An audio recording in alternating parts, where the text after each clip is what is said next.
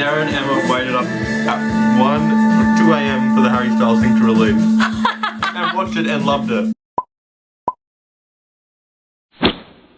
Hi, welcome back to my channel. I'm doing that sarcastically because I don't feel like a YouTuber. I feel like I'm just here sitting, chatting with you. So hi.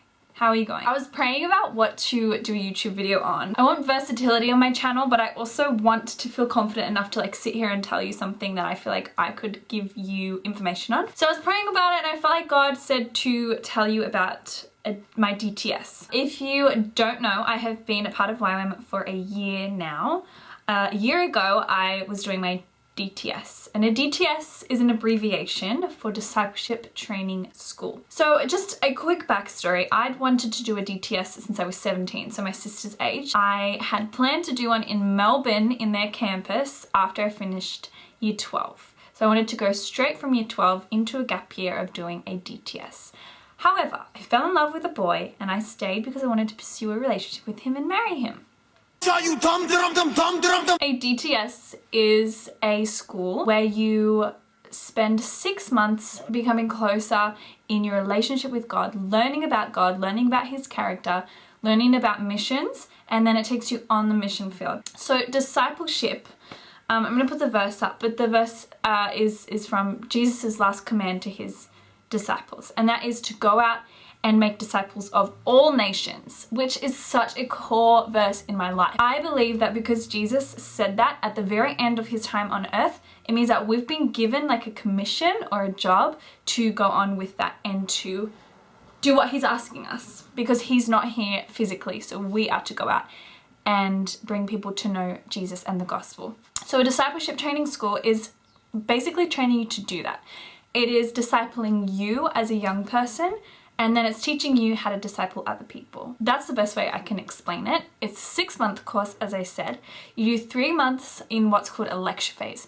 So lecture phase means that you're literally going to classes, you have homework, you have assignments. In America, they call it a university, but because in Australia, we can't label it university style degrees, instead you can get certificates, so certificate 3 and 4. So it's like TAFE level training, but it is a school. So you go to class and you have to reach certain goals and you have to do assignments and all that kind of thing. So every week is a new topic and every week is generally a new speaker. They get missionaries in from all over the world to speak in your lecture phase, which I just found incredible. I got to hear so many stories, so many things about those people, those speakers, but I also got to learn so much about God. So if I can remember off the top of my head, there's a week on missions, there's a week on the character of God, there's a week on relationships, like friendships and romantic relationships and how to navigate that within a relationship with God. There's so many different topics, and I think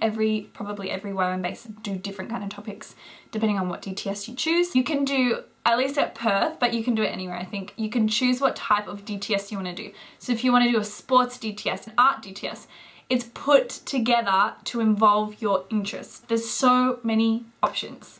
So you don't have to just go and do a basic DTS like I did. You can choose whatever you want to do. But basic one is amazing.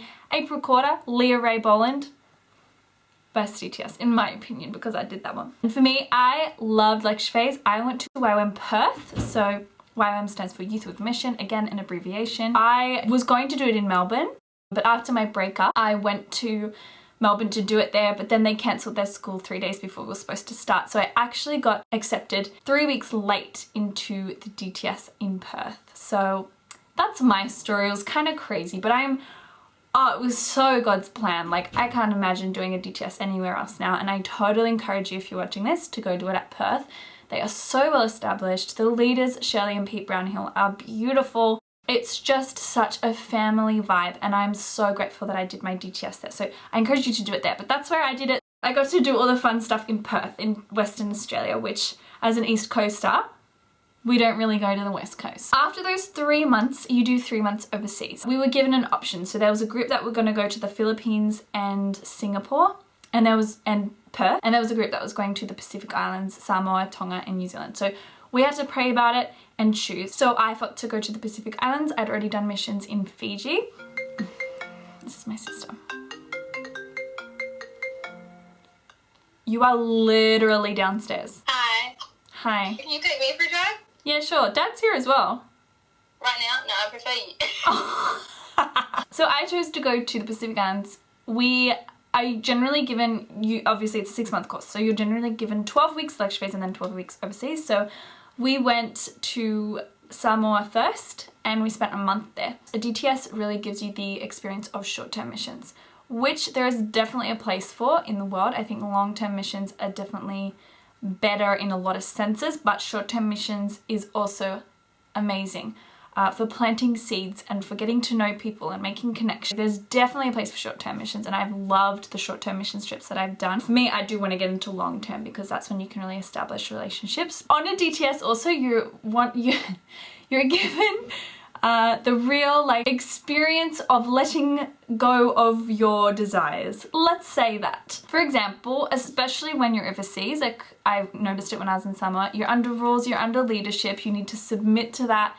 You need to be following rather than wanting to do your own thing and explore the country and do the things that maybe you would do if you traveled on your own. You need to submit under the leadership, and I did find that hard at first because I was 21 and I was like, oh, I want to do this and I want to do this, but we were under this kind of guidance of our 2 leaders who were taking us. You're also taught to really be like the people that you're with. So in that sense, I mean, we're not given hotels, we're not given comfortable pillows and things like that. The point is to experience their life and then be able to love them where they're at, which actually for some people is really hard. But for me, I did get used to it and I fell in love with the kind of lifestyle that in the Pacific Islands that a lot of people have. Sleeping on a comfortable bed or eating normal food, you let all of that go when you're on this overseas part. In summer, we did a lot of work with the Pacific Games. The Pacific Games were on, which was the main reason why we were asked to go there. So we got to do a lot of evangelism. Evangelism, if you don't know, is going out and speaking to people about Jesus. So it's stopping people in the street and just going and talking to them, or praying and being like, God will tell you I want you to talk to this person, you go over to that person and you talk to them.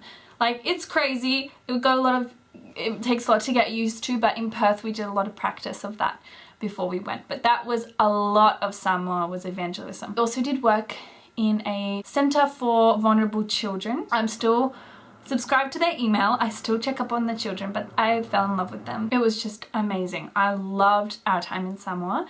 Then we flew to Tonga. Our main role there was to help re-pioneer the base that's in Tonga. We spent time cleaning, planting, and helping them with what they were doing there, which was so much fun. And we also did a lot of evangelism in the main city of Tonga. So again, amazing. We also did work in churches. We did a couple of church work. So I ran a Sunday school. We flew to New Zealand and we did a lot of work in youth places and churches. Rangiora has my heart. We stayed with some beautiful people, Jill and Duncan. I miss you. So it was incredible. It changed my life. Seriously changed my life. The first lecture phase was a lot of learning, processing and grieving and letting go and dealing with things that were in my heart. But then going overseas was just God speaking into my life and bringing me into this place of realizing what he had for me. And it was just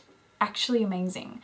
I cannot stress enough how much you need to go to a DTS, whoever's watching this. DTS changed my life. And it got me in a place with God where I could hear his voice and know what he wanted from me in my life. And I honestly don't believe I would have gotten to that point without going and doing this and giving these 6 months to allow him to work in my life. Also, if you want to watch, in each country I did a montage kind of thing, a montage video. I'll link them in the description box. But you can basically watch all the little highlighted bits of each country if you would like to see that. Can I just really quickly, I don't know how long this video is going to be, play a song that's been killing me. It's all locked up inside. I don't know the words, but it's lit. Try and hold this stupid quicksand life of mine. I can't stop. It's so cute. I really like it. I know I said I wouldn't call, but I'm breaking my promise. Cause the memories are flooding my mind, baby, I can't stop. No.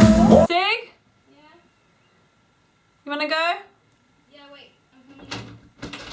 I'm coming. Sarah, when are you going to be in a YouTube video? 16 years. Sarah, you are thinking about doing a DTS, aren't you? Someone on those lines. Yes. So I'm trying to encourage people to do DTSs. This is this YouTube You video. should for sure do it because it's just really good for your improvement and wisdom and your love towards God. Yeah. Wow! Sarah, it's like you've done a DTS already. I'm ready. I'm going to be top of my class.